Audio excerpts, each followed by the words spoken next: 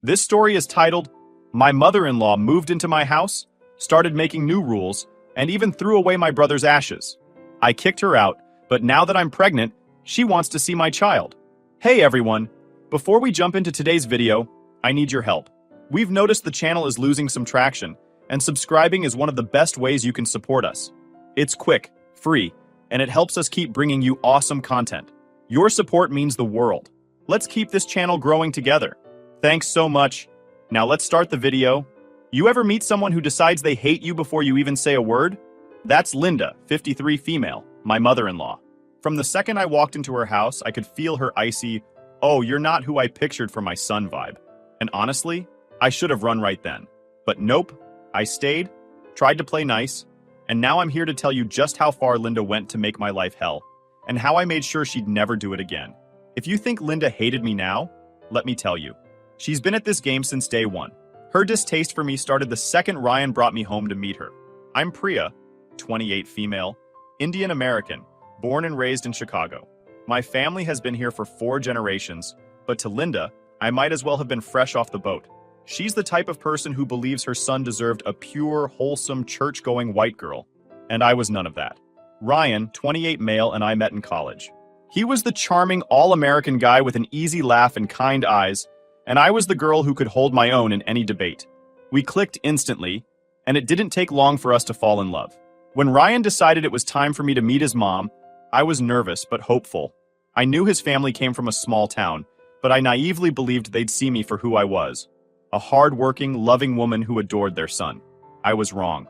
From the moment I walked through her door, Linda was polite, but it was that frosty, fake polite, where every word feels like a test. "Oh, you're Priya," she said, her smile a little too tight. "Ryan's told me a bit about you." A bit felt like code for everything I don't like about you. I smiled anyway, trying to make a good impression. Dinner that night was straight out of a rom-com gone wrong. Linda grilled me with questions about my background. "What do your parents do?" "Oh, they own a small business? That must be nice. Do you plan to visit back home often?" Back home? I told her I was born here, but she acted like I hadn't said anything. Then came the food comments. Linda had made a bland roast with mashed potatoes and boiled green beans. When I politely asked for salt, her face fell like I'd slapped her. "Is it not flavorful enough for you?" she asked, her tone dripping with passive aggression. Ryan jumped in to defend me, saying, "Mom, Priya's just used to different kinds of food. She's not criticizing." But Linda wasn't done. She turned to Ryan and said, "You used to love this meal when Becky made it for you." Who the hell was Becky? As it turned out, Becky was Ryan's high school sweetheart. She was blonde, bubbly, and everything Linda wanted in a daughter-in-law. By the time I met Linda, Becky was married to someone else, but that didn't stop Linda from treating her like she was still part of the family. Linda brought her up constantly. "Becky just sent me the sweetest card for my birthday," she'd say. Or, "I ran into Becky at the grocery store. She said to tell you hi, Ryan." At first, I brushed it off. It wasn't Becky's fault that Linda was obsessed with her. But then Linda started pushing boundaries. One day, while Ryan and I were engaged, he got a text from Becky. It was innocent enough. She wanted advice about a work project, but I couldn't shake the feeling that Linda had something to do with it. Ryan didn't think much of it, but I knew Linda. She was scheming. A week later, it all came out. Linda casually mentioned over dinner, "Oh, I gave Becky your number, Ryan. She said she needed help, and I figured you wouldn't mind." I was furious. "Linda, you had no right to do that," I said, trying to keep my voice calm. Linda blinked at me, feigning innocence. "What's the big deal? Becky's practically family." "She's not family," Ryan said firmly. "And you don't get to make decisions like that without asking me, or Priya." Linda huffed and changed the subject, but the damage was done. It wasn't just about Becky, it was about control.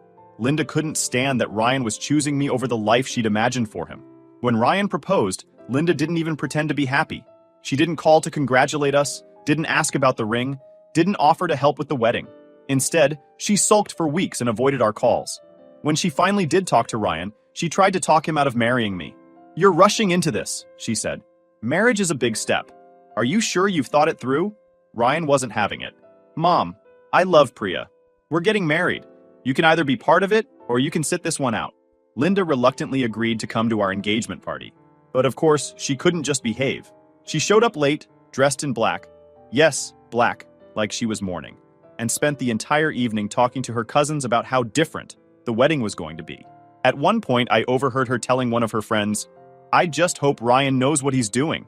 Marrying someone with such a different culture can be complicated." By the time the wedding rolled around, I was ready for anything Linda could throw at me, or so I thought. She made a scene about everything: the guest list, the menu, the music. "Do we really need to have Indian food at the reception?" she asked Ryan. "Can't we just do something neutral, like steak and potatoes?" Ryan shut that down quickly. "Mom, this is Priya's wedding too. We're having Indian food, and that's final." On the day of the wedding, Linda tried to outdo me by wearing an elaborate black gown that looked more suited for a Hollywood premiere than a family wedding. She refused to smile in the photos, barely spoke to my parents, and left the reception early without saying goodbye. It hurt, but I refused to let her ruin my day. Ryan and I were married, and that was all that mattered. Fast forward 3 years, and I thought we'd moved past the worst of it. Linda still made her passive-aggressive comments whenever she visited, but Ryan and I had learned to tune her out. We were happy in our little home, building a life together. Then Linda's condo HOA drama happened. Apparently, she'd been feuding with her neighbors for months. Something about property lines and fence heights. One day she called Ryan in tears, saying she needed a place to stay while she sorted things out. Ryan, being the kind-hearted guy he is, offered to let her move in temporarily. "Just until she finds a new place," he said. "I know it's a lot to ask, but she's my mom." I sighed, already dreading what was to come. "Fine. But you need to set boundaries, Ryan. This is our home, not hers." He promised he would, but promises are easy to make. Keeping them? That's a whole different story. When Linda showed up at our doorstep, I knew I was in for trouble. It wasn't the first time she had barged into my life with her opinions and entitlement, but this was different. This time, she wasn't just visiting, she was moving in. Her car was packed to the brim with suitcases, boxes, and random household items, like she was preparing for a year-long vacation. I peeked out the window and groaned. "Ryan, please tell me she didn't bring her entire house." Ryan rubbed his temples, already exasperated. "I told her it was just temporary. She's probably just overpacking, like she always does." Temporary or not, this felt like the beginning of a nightmare. Linda breezed into the house as if she owned it. She gave me a once-over, her eyes lingering just a second too long on my leggings and oversized sweatshirt. "Oh, Priya, you look comfortable," she said, her voice dripping with judgment. "Nice to see you too, Linda," I replied, forcing a smile. Ryan helped her bring in her bags. 6 oversized suitcases, 3 boxes labeled fragile, and a laundry basket filled with throw pillows and blankets. She immediately began inspecting the house like she was conducting a real estate appraisal. "You've changed the furniture since I was last here," she noted, running her fingers along the back of the couch. "It's modern. Not quite my style, but I guess it works for you two." "It's functional," I said, biting back the urge to roll my eyes. She wandered into the kitchen next, opening cabinets and drawers without asking. "Oh, Priya, you still have that spice rack? You really ought to get something more neutral. This one just screams ethnic." "Because it's mine," I said through clenched teeth. Ryan shot me an apologetic look, but Linda was oblivious. She was too busy rearranging my kitchen. When Linda finally finished inspecting the house, I showed her to the guest room we'd prepared for her. It was small but cozy, with a full-sized bed, fresh linens, and a little desk by the window. "This is it?" she asked, wrinkling her nose. "Yes, this is the guest room," I replied. She walked in, turning in a slow circle like she was sizing up a prison cell. "It's so compact. Are you sure there's nothing bigger?" "It's the only room available," I said, trying to keep my tone neutral. "What about the office?" she asked, pointing down the hall. "The office is where we work," I said firmly, "and it's much smaller than this room." She sighed dramatically, plopping down on the bed. "Well, I suppose I'll make do, but I'll need a better mattress. This one is far too firm." "It's a brand new mattress," I said, my patience wearing thin. "For guests," she shot back. "Not for someone staying long-term." "Temporary," Ryan corrected her. "You're staying temporarily, Mom." She ignored him. Within hours, it became clear that Linda wasn't going to just settle in quietly. She immediately started unpacking, filling the guest room with so much of her stuff that it looked like she was setting up a permanent residence. She hung up her own curtains, replaced the bedding I had put out with her own, more comfortable set, and even brought in a small coffee maker because, apparently, walking to the kitchen was too inconvenient.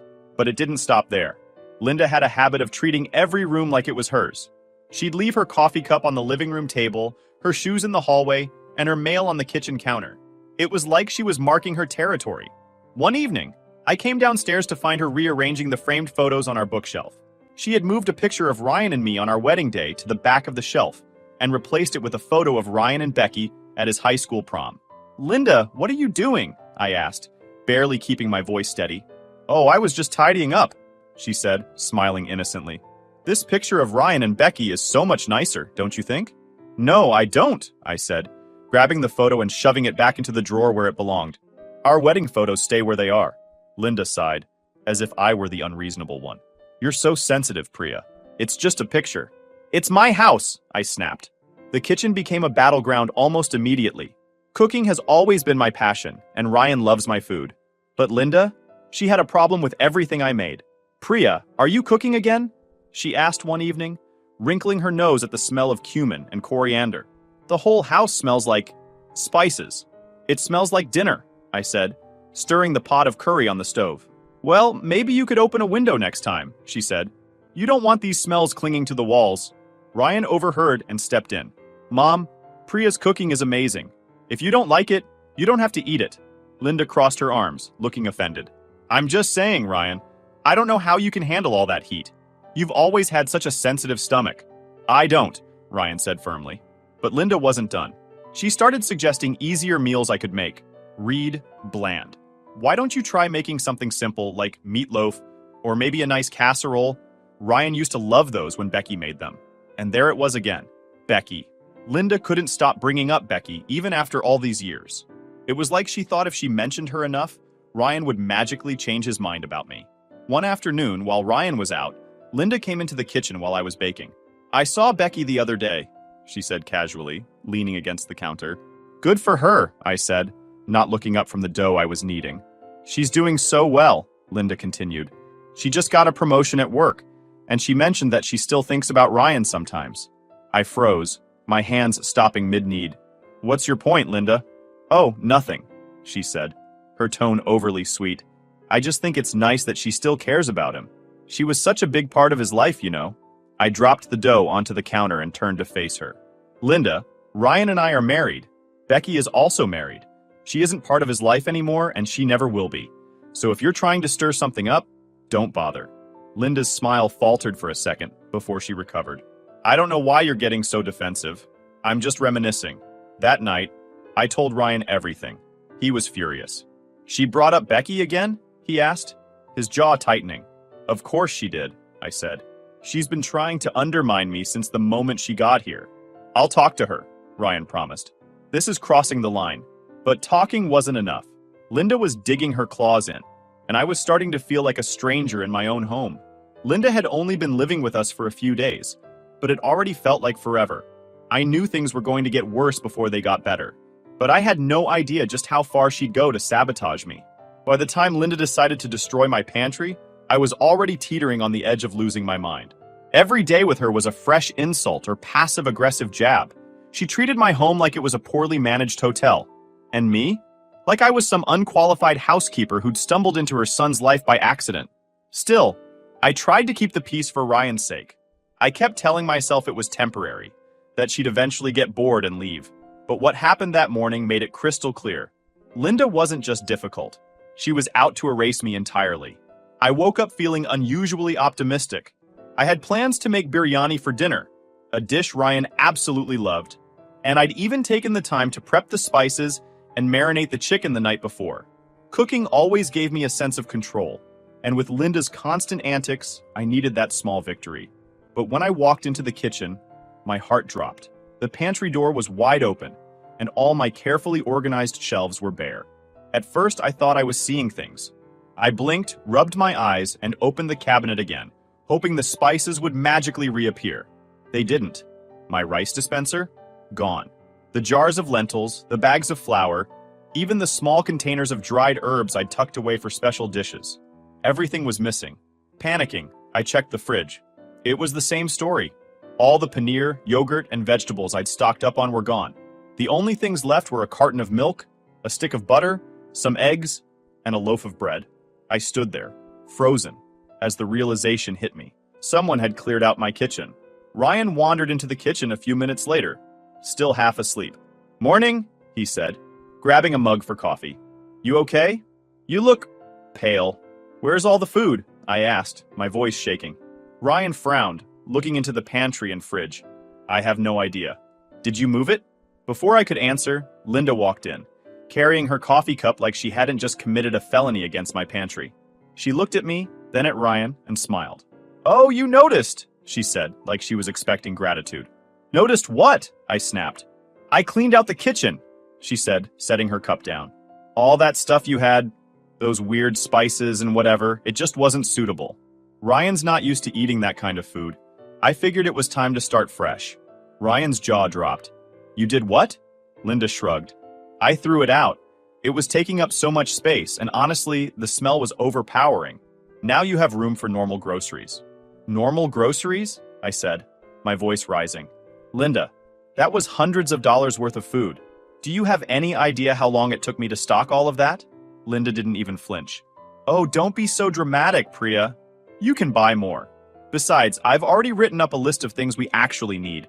Potatoes, canned soup, chicken breasts. You know, real food. Ryan stepped in, his voice sharp. Mom, you had no right to touch any of that. This is Priya's kitchen. What were you thinking? I was thinking about your health, she said, crossing her arms. All those spices. Who knows what they're doing to your stomach? I'm just looking out for you. You're not, Ryan shot back. You're disrespecting Priya, again. But Linda wasn't listening. She'd already decided she was the victim in this situation, and nothing we said was going to change her mind. After Linda's confession, I stormed out of the house. Ryan offered to come with me to the grocery store, but I told him to stay and deal with his mom. I needed to cool off, and frankly, I didn't trust myself to be civil around her right then. The grocery store wasn't much better for my mood. As I walked down the aisles, I felt my frustration building. There were no bags of basmati rice, no lentils, and none of the spices I needed to replace the ones Linda had tossed. The shelves were fully stocked with canned goods and frozen dinners, but it wasn't the same. What made it worse was knowing how irreplaceable some of those items were. A lot of the ingredients Linda had thrown out weren't just things I could pick up at the local supermarket. The masalas, dried herbs, and specialty snacks. I'd gotten most of those from my parents and friends when they visited from India. My mom always packed a care package for me when she came, filled with homemade spice blends, dried red chilies, and pickles I couldn't find here. Those items weren't just food. They were pieces of home, little reminders of where I came from. Even when I did find certain Indian ingredients locally, it was always a hassle. The nearest Indian grocery store was over an hour away, and their stock wasn't consistent. Sometimes I'd drive all that way, only to find they were out of turmeric or asafoetida. And when I couldn't make the trip, I had to rely on online stores, which came with hefty shipping fees and the uncertainty of whether the items would arrive fresh. I thought about the small jar of garam masala my mom had sent me last year. It was her own special blend, made with spices she toasted and ground herself. Linda had probably dumped it in the trash without a second thought, like it was no different from a can of paprika. That jar wasn't just an ingredient. It was a gift from my mom, something she made with love. Knowing I couldn't replicate it here, I could feel my throat tighten as I pushed my cart through the store. How could someone be so thoughtless? Did Linda even realize how much she'd destroyed? Or did she just not care? I grabbed what I could, some pasta, canned tomatoes, and a loaf of bread. But it was a far cry from the vibrant, flavorful meals I was used to making. The absence of my usual ingredients felt like more than just an inconvenience. It felt like a part of me had been erased. When I got home, Linda was sitting on the couch, flipping through a magazine. She didn't even look up as I walked past her with the groceries. Did you get everything you need? She asked casually, like she hadn't just ruined my entire kitchen. No, I said flatly. Well, I'm sure you'll manage, she said, turning a page. You're resourceful. I slammed the pantry door shut and went upstairs to cool off. That evening, Ryan and I sat down to talk. I was still fuming, and he could tell. She has to go, I said, not bothering to sugarcoat it. Ryan sighed, running a hand through his hair. Priya, I know. What she did was completely out of line. I've already told her it's unacceptable. It's not just about the groceries, I said, my voice shaking. She doesn't respect me, Ryan. She's made that clear from the start. And now she's treating me like a guest in my own home. Ryan nodded. You're right. She's crossed the line too many times. I'll call Lisa tomorrow and see if she can take her in. Lisa, 32 female, his sister, had offered to let Linda stay with her when this whole situation started, but Linda had refused. It's too far from my friends, she'd said at the time. Well, she can't stay here, I said firmly. Not after this. The next morning, Ryan sat Linda down for a serious talk. I stayed upstairs, not wanting to get dragged into the argument. I couldn't hear everything they said, but I caught bits and pieces. You can't just throw out someone else's food, Mom. This isn't your house. You need to respect our space. If you can't, then you'll have to leave. Linda's voice grew louder with every word. I was just trying to help, she shouted. And now you're throwing me out? After everything I've done for you? Ryan stayed calm but firm. We're not throwing you out, Mom. Lisa's already said she'd be happy to have you. It's not up for debate. By the time the conversation ended, Linda was fuming. She slammed her bedroom door and didn't come out for the rest of the day. That night, Ryan and I sat down to eat a simple dinner of pasta and canned soup. It wasn't what I'd planned, but it was enough. I'm sorry you had to deal with this, Ryan said, reaching for my hand. I promise this won't happen again. I nodded, grateful for his support. But deep down, I knew Linda wasn't going to go quietly. She never did. The next few days were going to be interesting, to say the least. Linda wasn't just entitled. She was spiteful. What began as an infuriating invasion of my kitchen escalated into something I never thought even she was capable of. The pantry debacle left me drained, but I tried to let it go for Ryan's sake. Then, a few days later, something happened that changed everything. I'd kept a small, beautifully crafted wooden box on the mantel in our living room. It contained the ashes of my older brother, Arjun, who had passed away in a car accident 5 years earlier. Losing him was the hardest thing my family and I had ever endured, and having that small piece of him close brought me comfort. The box was simple but special to me. It had been a gift from my parents, a way to honor Arjun's memory. They knew I couldn't visit his resting place often, so they'd entrusted me with part of his ashes to keep close. One evening, as I was tidying up the living room, I noticed the box was gone. I checked the mantel, thinking maybe it had been moved to the side, but it wasn't there. Panic set in as I searched the shelves, the coffee table, and even the floor. Ryan! I called out, my voice shaking. Where's the box? The one on the mantel? Ryan came into the room, frowning. What box? The one with Arjun's ashes, I said, my heart pounding. His face fell. I don't know. It should be there. That's when Linda walked in, casually sipping her tea. What's all the fuss about? She asked, looking completely unfazed. The box with my brother's ashes is missing, I said, turning to her. Have you seen it? Her expression didn't change. Oh, that old thing? I thought it was some kind of decorative trinket. I moved it when I was dusting. Maybe it's in one of the drawers? I searched every drawer, every shelf, every corner of the room. Nothing. Linda, I said, my voice trembling with anger. Where is it? This isn't just a decoration. It's my brother's ashes. If you moved it, tell me where it is. She looked at me with feigned innocence.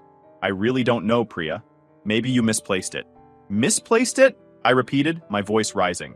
Linda, I didn't misplace anything. It was on the mantel and now it's gone. Did you throw it out? Her face hardened for a moment before she plastered on her fake smile. Why would I do that? You're being so dramatic. I'm sure it'll turn up somewhere. But it didn't.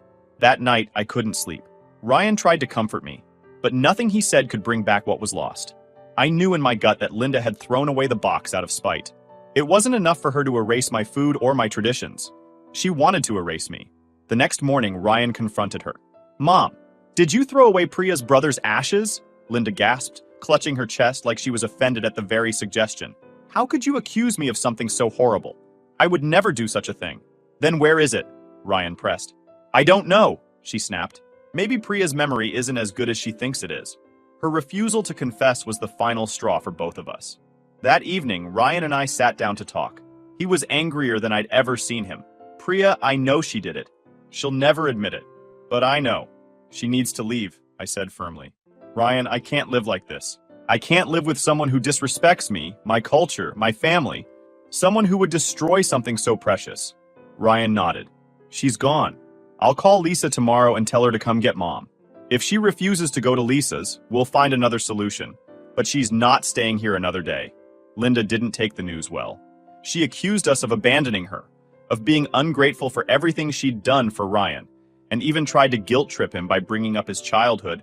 But Ryan stood firm. You've crossed every boundary, Mom, he said. This isn't about family anymore. It's about respect. And you've shown none. You need to leave. By the end of the week, Linda was gone. Ryan and I spent hours cleaning the house, trying to rid it of the tension and toxicity she'd brought with her. But even though she was physically gone, her actions had left scars. The loss of my brother's ashes weighed heavily on me. Every time I walked past the mantle, I felt an ache in my chest. Ryan tried his best to console me, but there were no words that could undo the damage Linda had caused. Linda moved in with Ryan's sister Lisa, the same day she left our house. Lisa, bless her heart, had no idea what she was signing up for. She'd heard bits and pieces of what had happened, but assumed it was just typical family drama. She didn't yet understand the depths of Linda's entitlement and malice. At first, we heard nothing from Linda. No calls, no texts, no attempts to reach out. Part of me was relieved. I didn't want to hear her excuses or fake apologies. But I also knew Linda. Silence wasn't her style. She was too stubborn to admit fault, but she was also too prideful to stay quiet forever. About 2 weeks after Linda moved in with Lisa, we got a call. It wasn't from Linda, though. It was from Lisa. "Priya, can I talk to you?" Lisa's voice was hesitant, like she didn't quite know how to begin. "Of course," I said, my heart sinking. There was a long pause before Lisa spoke again. "Mom told me something, and I think you need to know." I braced myself. "What is it?" "She admitted to throwing out the box with your brother's ashes," Lisa said hesitantly, her voice quiet like she was struggling to even say the words. I froze, gripping the phone tighter. What? She said she did it on purpose," Lisa continued, her tone filled with disgust. "She was upset that you and Ryan were making her leave. She felt like you were disrespecting her by not letting her stay in your home, so she decided to make a statement." My heart pounded, and my hands clenched into fists. "She threw away my brother's ashes as some kind of revenge?" I asked, my voice rising with each word. "Yes," Lisa said, her voice shaking. "She told me it was after the pantry cleanup. She said she knew what the box was, but she wanted to hurt you. She thought it would teach you a lesson for kicking her out." I felt the blood boiling in my veins, my breath coming in shallow bursts. "Teach me a lesson? By desecrating my brother's ashes? How could anyone do something so cruel?" Lisa's voice cracked. "I don't know, Priya. I don't know what's wrong with her. When she told me, I couldn't even look at her. I told her she was disgusting, and she just brushed it off like it wasn't a big deal. She's a monster," I said, my voice trembling with rage. "Lisa, I appreciate you telling me this, but I want nothing to do with her ever again. She's dead to me." Lisa sighed. "I understand. And for what it's worth, I don't think she deserves forgiveness for this. What she did is unforgivable." I thanked her, hung up the phone, and sat in silence, the weight of Linda's cruelty pressing down on me. This wasn't just a boundary crossed. It was the ultimate betrayal. Linda hadn't just disrespected me. She'd desecrated my family, my culture, and my grief. There was no coming back from this. Life slowly began to move on. Ryan and I focused on rebuilding our home and our relationship. We were stronger than ever, and cutting Linda out of our lives only brought us closer. Then, a few months later, something incredible happened. I found out I was pregnant. The news filled me with a joy I hadn't felt in years. Ryan was ecstatic, and we spent hours talking about baby names, nursery plans, and what kind of parents we wanted to be. For the first time in a long time, the future felt bright. We decided to keep the pregnancy quiet at first, sharing the news only with my family and a few close friends. I didn't want Linda to find out. Not yet, anyway. I knew how she'd react, and I wasn't ready to deal with her inevitable attempt to claw her way back into our lives. Unfortunately, secrets don't stay secret for long. Somehow, Linda found out about the pregnancy. I suspect Lisa let it slip during one of their conversations, though I don't blame her. Linda has a way of prying information out of people. The first sign of trouble was an email. "Dear Priya and Ryan, I just heard the wonderful news. I'm so thrilled to be a grandmother. Please let me know how I can help during this exciting time. I'd love to come over and talk about the baby. Love, Mom." I deleted the email without responding. Ryan read it over my shoulder and shook his head. "She's unbelievable," he muttered. The emails turned into texts, then phone calls. Linda tried every angle. Apologies, guilt trips, and even playing the victim. "I've been so lonely since I moved out," she said in one voicemail. "Can't we just move past this for the sake of the baby? I'm still Ryan's mother, after all." But for me, what Linda had done was unforgivable. Throwing away my brother's ashes wasn't just an act of disrespect. It was an act of cruelty. And while I could move forward with my life, I couldn't let her back into it. As my pregnancy progressed, Linda's attempts to reconnect became more desperate. She sent gifts to the house, Baby clothes, toys, even a blanket she claimed she'd hand-knitted, though it still had the price tag on it. We returned everything unopened. One evening, Linda showed up at our door unannounced. Ryan answered, and I stayed in the living room, out of sight. "Mom, what are you doing here?" Ryan asked, his voice cold. "I just wanted to see you," Linda said. "And Priya, and the baby. Well, the bump, I guess." "You're not welcome here," Ryan said firmly.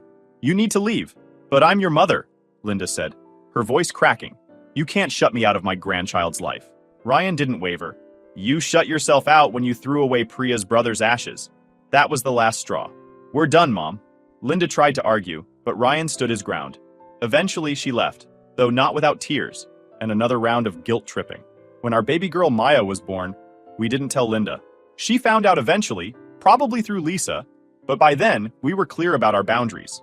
Maya would grow up in a home filled with love, respect, and kindness, not toxicity and manipulation. Linda tried to reconnect a few more times over the years, but we never let her back in. Some wounds run too deep, and forgiveness isn't always possible. Instead, we focused on building a life that honored the values we believed in. I made sure Maya grew up knowing about her uncle Arjun, even though she'd never meet him. We kept his memory alive through stories, photos, and a new box on the mantle, this time filled with letters and memories, a tribute to the brother I lost but would never forget. And as I watched Maya grow, surrounded by love and free from Linda's shadow, I knew we'd made the right choice. Some ties aren't worth mending, and some endings are the best beginnings.